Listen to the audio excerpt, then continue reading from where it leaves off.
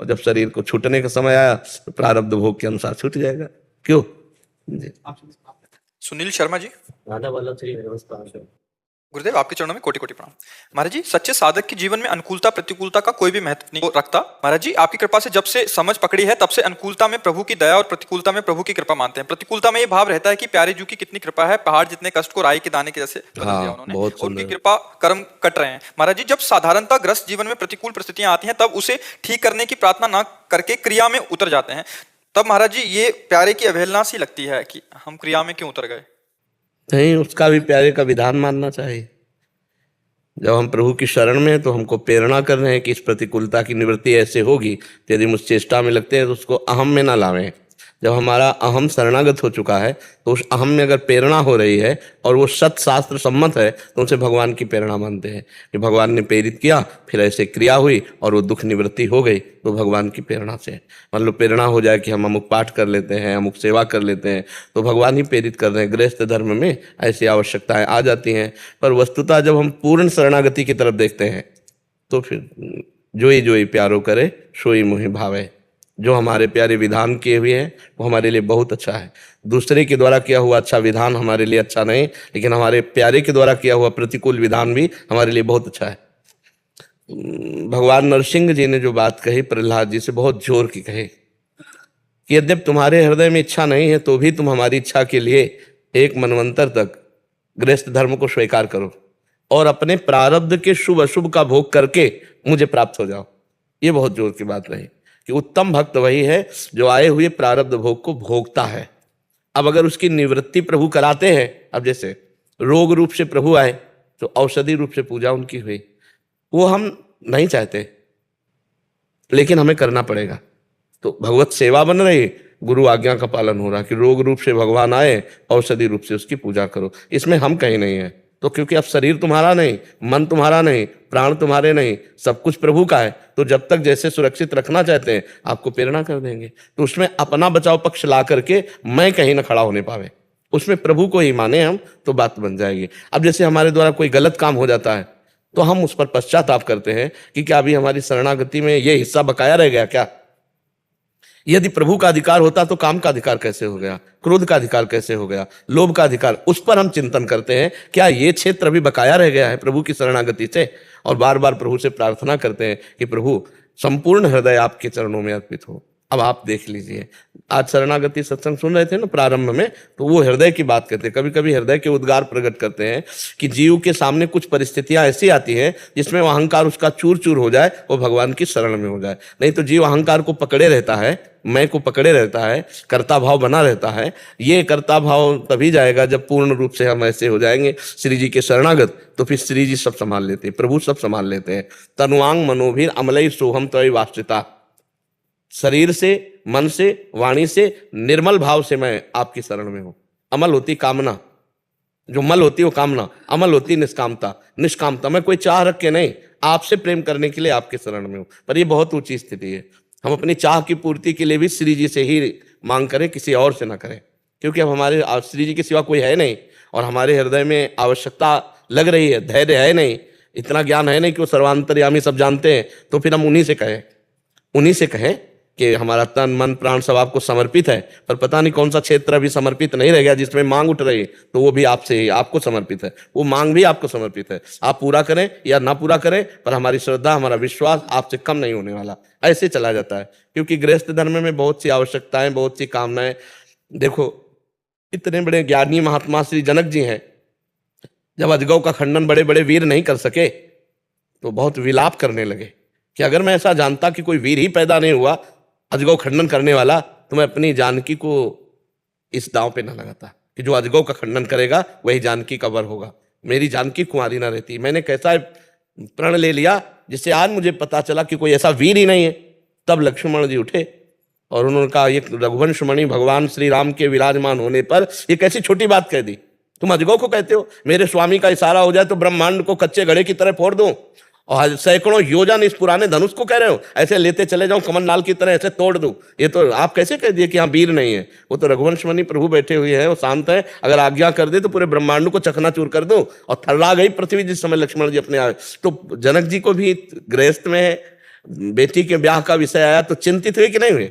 तो इतने बड़े ज्ञानी महात्मा चिंतित हो गए अपने लोगों को, तो चिंता हो ही जाएगी। तो हम वो चिंता श्री जी के चरणों में चढ़ा दें कि भाई आप ही हम हमारे पूरे परिवार की स्वामिनी हो, आप देखो, आप व्यवस्था देखो, हम तो आपके हैं, या हमें प्रेरित करो, कहाँ जाऊं, क्या करूं, कैसे करूं, समझ रहे ना? महाराज जी बस है ना, यूं लगता है भी अगर श्री जी से कुछ कहेंगे तो उनको कष्ट ना हो जी।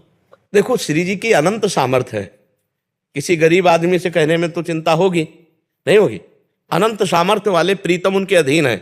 श्री कृष्ण अनंत सामर्थ्यशाली है ना, तो जाके अधीन सदाई सामरो या ब्रज को सिरताज, हमारे माई श्यामाजू को राज। तो हमारी श्यामाजू है, तो श्यामाजू के जो प्रीतम है वो अनंत ब्रह्मांडों के स्वामी है, तो उनको इशारा भी नहीं करना पड़ेगा, अपनी कही हुई बात वो अपने आप समझ जाएंगी। तो उनको दुख तो होने वाला नहीं, गरीब थोड़ी है हमारी श्री जी है कि यार 100 रुपया मांगा तो यार परेशानी आ जाएगी। और बलशाली उनके प्रीतम है, अनंत ब्रह्मांडों का भार अपने सर पर शेष रूप में भगवान ऐसे धारण किए जैसे सरसों का दाना। तो वही तो है, श्री कृष्ण के अंश से तो बलराम जी हैं, श्री कृष्ण का अंश तो संकर्षण भगवान है। तो अनंत ब्रह्मांड उन्हीं के रचे गए हैं और उनको कोई मेहनत नहीं पड़ी। तो लक्ष्मीपति भी तो हैं वो। तो हमारी कामना कोई न कोई अर्थ की होगी, कोई संकट निवृत्ति की होगी, कोई समस्या होगी, तो वो समस्या का समाधान हम किससे कराएंगे? जब हम आपके सेवक हैं भाई, नौकर की समस्या पड़ेगी तो मालिक से ही कहेगा। तो अब वो मालिक कंजूसी करे तो बात अलग है तो हमारे प्रिय प्रीतम कंजूस तो है नहीं। अति उदार भी सुंदर सुरत सूर सुकुमार, जैसे ही हरिवंश करो दिन दो अचल विहार। तो अगर हमको कोई बात पड़ेगी तो हम जाएंगे कहाँ, किससे कहेंगे? अपनी श्री जी से ही कहेंगे। तो कहना भी श्री जी से ही चाहिए। यद्यपि एक स्थिति ऐसी है जहां नहीं कहना बनता, क्योंकि जब सब आपका है तो मैं क्या कहूं? मेरे तो सुख के विषय आप हो प्रिया प्रीतम, पर अभी जिम्मेवारियां हैं, बच्चे हैं, पत्नी है, परिवार है, तो हम श्री जी से ही कहें। एक स्थिति है जहां कहना नहीं बनता, वहां तो प्रेम सहित हुलसात सेवा श्यामा श्याम की जय मनी भात, दिन दिन प्रति अनुराग सो। प्रतिपन अनुराग से युक्त होकर केवल श्यामा श्याम को रिझाने की बात, श्यामा श्याम से श्यामा श्याम के रिझाने की बात।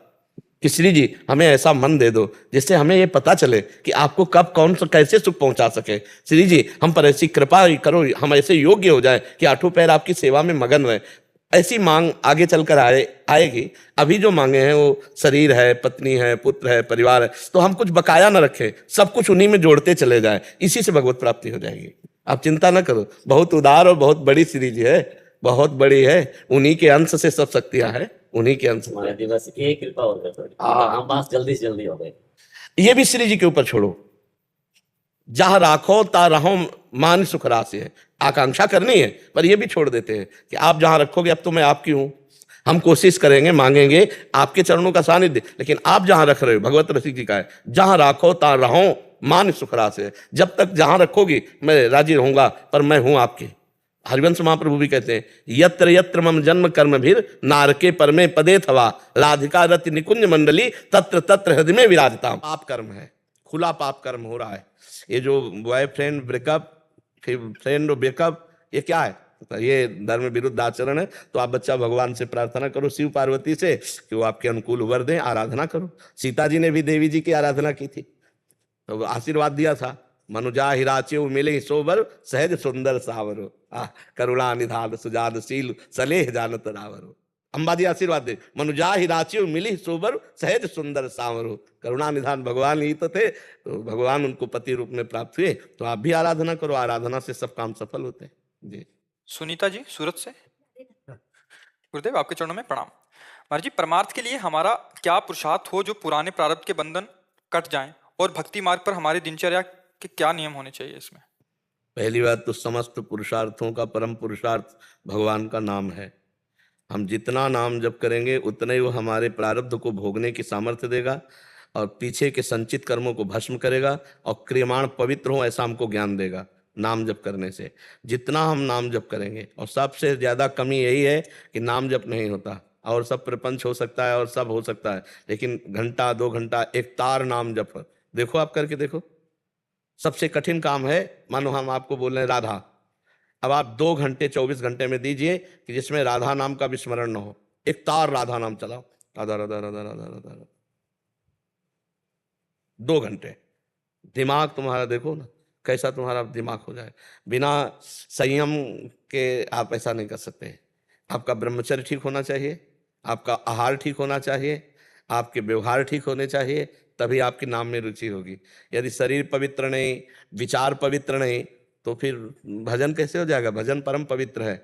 भोजन सुधार, अब आजकल लोग भोजन पर सुधार की दृष्टि क्या पशुता सी चल गई है, कैसे भी पेट भरे, स्वाद के लिए वो कहीं भी खा सकते हैं। ये नहीं देखा जा रहा है कौन बना रहा है, कैसे बना रहा है, कितना अपवित्र है, कैसे है। और वो बस गरम गरम, जहाँ वो स्वाद वाली बात ना, तो सब होटल का पसंद करने लगे। अब होटल का भोजन, हम कहते हैं पेट भले भर जाए, लेकिन ना वो स्वास्थ्य वर्धक है और ना वो बुद्धि शुद्ध रहने देगा, आपकी बुद्धि को भ्रष्ट करेगा। क्योंकि बनाने वाले किस भाव के हैं, बनाने वाले कैसी पवित्रता रखते हैं। भोजन, अब आपके सामने तो फ्राई करके दाल आ गई, अब वो 5 दिन से उबली वहीं रखी है फ्रिज में, 5 दिन से उबली है और 5 दिन से जो गया उसको फ्राई करके दिया है, वो आपके लिए स्वास्थ्य के लिए भी ठीक नहीं।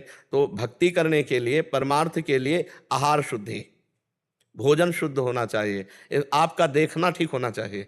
हम पूरी भक्ति की मूल जड़ आपको बता रहे हैं।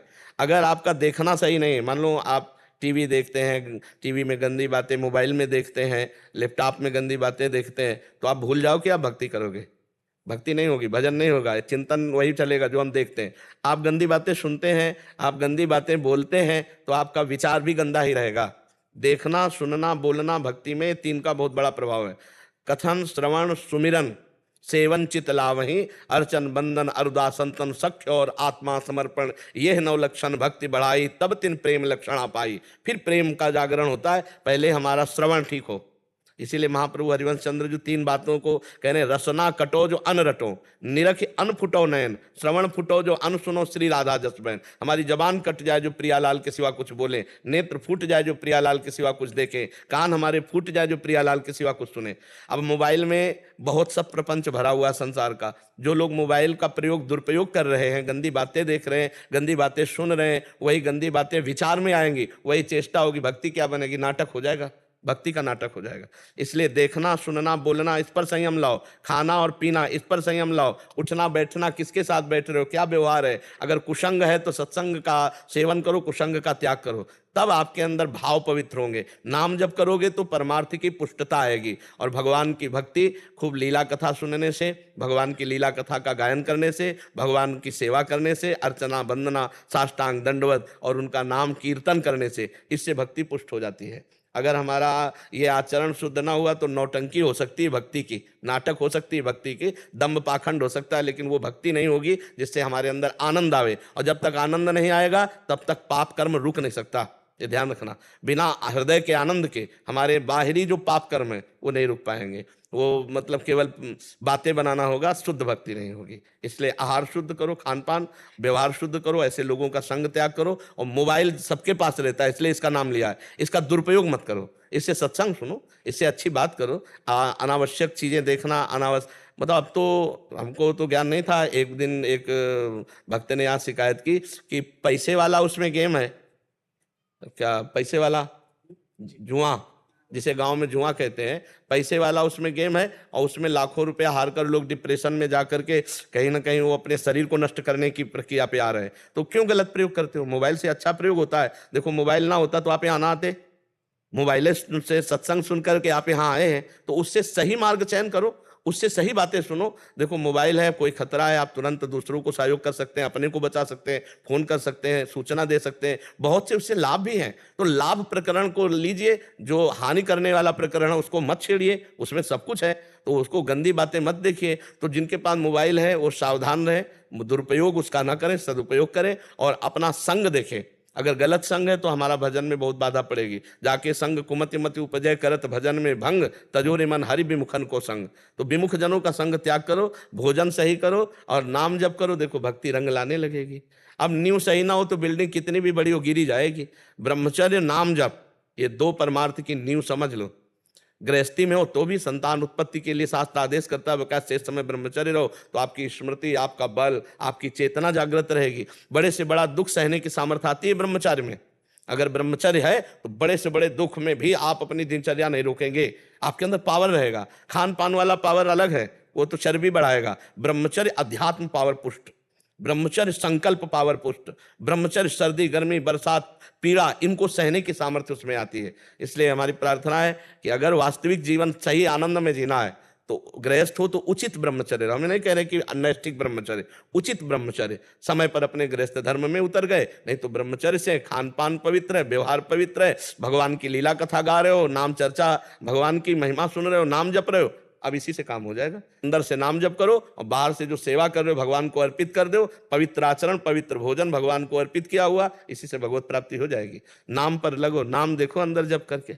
अगर नाम जप नहीं हो रहा तो सब बेकार, वो सब नाटक हो जाता है। माया बहुत बड़ी बलवान है, वो फिर नहीं चलने देती। नाम जप, नाम जप से ही सब काम बनेगा जी। महाराज जी, हमारे एक प्रश्न है। हम बहुत बाल्यकाल से वृंदावन में भजन कर रहे हैं, तो अभी हम मेरा 19 उम्र में मैं वृंदावन में आई। अभी मेरा जब 19 उम्र था तब वृंदावन में आई। अभी मेरा 55 हो गया, किंतु मेरा तबीयत बहुत अच्छा था। किंतु अभी 20 दिन हो गए, एक बुखार आया था, बुखार से शरीर दर्द कर रहा है। अभी मेरा शुगर पकड़ लिया, तो इसका क्या कोई अपराध हुआ मेरे से? नहीं, मेरे कोई नहीं, हुआ? नहीं, इस पे ये चिंता नहीं करनी महाराज जी, इस पे कोई चिंता नहीं। ये प्रारब्ध का संयोग होता है, प्रारब्ध का संयोग। तो उसका प्रारब्ध का संयोग बन गया, अब उसमें आपको बिल्कुल चिंतित नहीं होना। नहीं तो बहुत शुगर बढ़ गया ना अभी। मरना ही तो है। हाँ, मरना तो है, बस फिर चिंता क्या करनी? सेवा तो नहीं कर सकेगा, शिव जी का तो दर्शन नहीं कर सकता, शिव जी का सेवा नहीं कर सकता है। हम वो मंदिर में पुजारी है। ऐसे ऐसे हो गए ना। अब इससे इसके आगे और कुछ नहीं। देखो, बहुत समय व्यतीत हो जाने पर भी यदि सत्संग ठीक नहीं मिलता है और हम सत्संग से शरणागति के भाव को नहीं समझ पाते हैं तो हम निराश हो जाते हैं। निराश हो के अब हमारे शरीर से श्री जी की सेवा नहीं बनेगी, अब फिर हमारा कल्याण कैसे होगा? ये सब बाहरी क्रियाओं को तब तक करते रहना है जब तक दम है, नहीं तो कल्याण ऐसे होता है, इससे कल्याण होता है। हमारी बात समझ लेना। समुझ जे आए शरण ते डरत ना काल डर। अब काल का भी डर नहीं। शुगर क्या? शुगर शरीर में है, आप में नहीं। शरीर क्षीण होगा, शरीर मरेगा, आप तो ठाकुर जी के पास जाएंगे, ठाकुर जी के शरणागत। देखो, हम एक आपको उदाहरण बताते हैं। अभी एक लेबर ले आओ आप और शाम तक उससे कोई काम ना करवाओ, बोलो आपको 500 रुपया देना पड़ेगा कि नहीं देना पड़ेगा? देना पड़ेगा ना। ऐसे हमको बुला लाए बचपन से, बाबा जी बना दिए। अब अगर हमसे भजन नहीं हो रहा है, साधन नहीं हो रहा है, तो भगवान की प्राप्ति होगी कि नहीं होगी? ये बात समझो, कानूनी होगी। क्योंकि हम तो आपके यहाँ जैसे चाहो तैसे रखते। हमारे लेबर कहे, आप कहो कि काम नहीं हुआ इसलिए पैसे नहीं मिलेंगे, तो आपको कानूनी देना पड़ेगा। क्यों बुलाया? अब आप काम नहीं करवाए, आप काम नहीं करवाए, ये आपकी बात है, तो रुपए आपको देने पड़ेंगे ना। ऐसे भगवत प्राप्ति हमको होगी, हमको चिंता लेकर ली। बचपन से भगवान में लगे हो, अब अगर मान लो अवस्था आ रही है, भजन नहीं बनता है, सेवा नहीं बनती है, तो भी भगवान मिलेंगे। भगवान हमें अपनेपन से मिलते हैं। हम भगवान के हैं, वो अंदर की बात जानते हैं। क्रियाओं से भगवान नहीं मिलते। क्रियाएं तो इसलिए करनी है कि अगर हम ये क्रिया नहीं करेंगे तो गलत क्रिया होने लगेगी। अपने को बचा के रखना, इसलिए सत्क्रियाएं होती है। और भगवत प्राप्ति तो भगवान की कृपा से होती है, और वो कृपा आपके ऊपर है। अगर कृपा ना होती तो धाम ना आते, कृपा न होती तो संत न बनते, कृपा न होती तो भगवान का नाम नहीं जपते। तो अब आप अपने जीवन के लिए तो निष्फिक्र हो जाओ। अगर हमारी बात पे विश्वास है, आप भगवान के शरणागत हो, और इस बात की वकालत की गारंटी हम लेते हैं। वकील अच्छा हो तो मुकदमा नहीं। हाँ, भगवान के वचनों के अनुसार हम कह रहे हैं, भगवान के वचनों के अनुसार, कि एक बार जो मेरी शरण में हो जाता है उसकी दुर्गति नहीं होती। आप चेतसु दुराचारो भजते माम अनन्य भाग साधु समंत। फिर आप तो साधु हैं, वो कह रहे दुराचारी हो तो कह रहे क्षिप्रम भवति धर्मात्मा। अरे ऐसे करुणा निधान भगवान, और आप बचपन से उनकी शरण में और वृंदावन वास कर रहे हो। वृंदावन ही प्रभाव सुनो, अपनो ही गुण देत, जैसे बालक मलिन को मात गोद भर लेत। अब भी भगवत प्राप्ति की चिंता थोड़ी नहीं। आप धामवासी हैं, आप प्रभु की शरण में हैं, आप प्रभु के नाम जापक हैं, प्रभु के हैं। आपको प्रभु नहीं मिलेंगे तो हम तो फिर समझ लो लाखों को विश्वास दिलाते हैं कि तुम्हें भगवत प्राप्ति हो जाएगी, फिर तो सब झूठे हो जाए। नहीं, बिल्कुल हम कह रहे हैं, मुकदमा अगर कमजोर हो और वकील बढ़िया हो तो जीत जाएंगे आप। हाँ, तो हम वकालत के लिए तैयार है, आप चिंता मत कर। ठाकुर जी की शरण में हो, ठाकुर जी नहीं मिलेंगे। अब आपका, और ये तो शरीर देखो, और बात समझो कि वैसे तो सबको प्राय परेशानियां रहती हैं, पर संतों को ज्यादा होती है। क्यों? क्योंकि वो अनंत जन्मों का रजिस्टर अब इस जन्म में फटेगा। अब भगवान की जब प्राप्ति होगी तो अनंत जन्मों का है, तो जहां 1 किलो है वहां 1 ग्राम भले मिले, लेकिन वो भगवान भुगता के और निपटा देते हैं। इसको मरना है, ये मरेगा। हमको श्री जी के पास जाना है, वो श्री जी के पास हम आए, हम अपनी श्री जी के पास है, जाना नहीं है। तो इसलिए हम आनंदित रहते हैं। तो आप आनंदित रहो, आप भगवत स्वरूप हो, आप चिंता मत करो। जो बन जाए ठाकुर सेवा करो, ने पैर फैला के उनके भरोसे पड़े रहो। लय काहू के बल भजन को, काहू के आचार, और ब्यास भरोसे कुंवर के, सोवत पांव पसार। तुम्हारी गरज हो तो हमें अपने पास बुला लेना, नहीं फिर जन्म लेंगे, फिर हरि बोलेंगे, फिर राधा बोलेंगे, है ना। अगर आपको लगे तो बुला लेना, नहीं तो देखो हमारे पास स्टॉक है भजन का। हम अगर जन्मेंगे ना तो उसी स्टॉक के ऊपर से चलेगा। अब हमको ऐसा तो नहीं होना कि सुअर कुत्ता बनना है, पक्का नहीं, क्योंकि हमारे पास राधा नाम है, कृष्ण नाम है, हरि नाम है। अगर आप जन्म भी देंगे तो वैसा जन्म होगा कुलवान ऋषि कुलों में, भजन करने वालों के कुलों में, और जन्म से भजन होगा, और फिर हम आपको घेरेंगे। आप बचोगे तो है नहीं, क्योंकि अविनाशी हम हैं, शरीर छूटते रहेंगे और हम भजन करके फिर आपको पकड़ेंगे। जाओगे कहाँ? वैसे तो इसी जन्म में धाम मत छोड़ना, नहीं हम तो नहीं चलेगा, बस फिर हमारा जन्म भी नवद्वीप में है। हाँ, अरे आप भगवत पार्षद, धाम न छोड़ना। नहीं खंड खंड हो जाए तन, अंग अंग सतटूक, वृंदावन ने छाड़िबो है बड़ी चूक। इसी रज में जब प्राण छूटेंगे तो किशोरी जी लेने आएंगी। उन्हीं के घर में शरीर छूट रहा है तो वो अपनी सखियों के साथ लेने आएंगी, और इसलिए चिंता न करो, खूब आनंदित रहो। आप तो भगवान के पार्षद हो, बस हमारी बात पर विश्वास कर लीजिए प्रभु। हाँ, देखो भाव में डूब गए तो प्रभु का जन है तब उनके सिवा कोई है नहीं अपने लोगों का। तो बहुत आनंद आया, बहुत आनंद आया। आप निश्चिंत रहिए, निर्भय रहिए, बिल्कुल प्रभु बड़ी कृपा किए हुए। आप तो कृपा स्वरूप हो महाराज, आप कृपा स्वरूप हो, परम पवित्र हो, बचपन से भगवान के चरणों में लगे, अकिंचन। अच्छा, कोई यश कीर्ति नहीं, यश कीर्ति में बंटवारा होता है, प्रणाम नमस्कार रुपया पैसा खान पान सब, एक अकिंचन जीवन व्यतीत किया है तो परम धनी हो, प्रभु के नाम के धनी हो। अब प्रभु जाएंगे कहाँ हो, तो आएंगे, मिलेंगे ही, आप निश्चिंत रहिए।